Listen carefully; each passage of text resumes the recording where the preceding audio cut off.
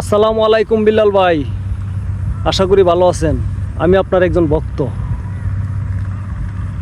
অসুস্থ আবু সাইদ ভাইকে নিয়ে ভাই খুব সুন্দর একটা খেলা খেলছেন।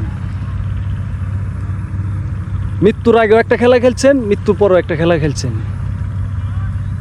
মৃত্যুর পরে আপনার টাকাগুলা যেগুলো হাতে ছিল, এই টাকাগুলো কি করছেন? মসজিদে দিয়ে দিছেন। আপনি একটা বারও চিন্তা করলেন না, ওনার তো 3টা সন্তান ছিল। এই সন্তানগুলোর তো একটা ভবিষ্যৎ আছে। ওনার তো একটা আত্মনাদ ছিল যে আমি বাঁচতে চাই আমার 3টা সন্তানের জন্য। এই চিন্তাটা আপনার করা উচিত ছিল, কারণ উনি এখন ওপারে চলে গেছে। ওনার সন্তানগুলো এতিম।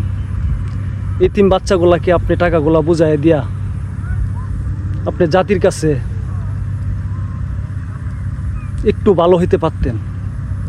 কিন্তু এখন সারা বাংলাদেশের মানুষ আপনাকে ঘৃণা করে, আপনাকে ধিক্কা জানায়, আপনাকে থুতু দেয়, যেগুলো আমরা শুনলে অবাক হয়ে যাই।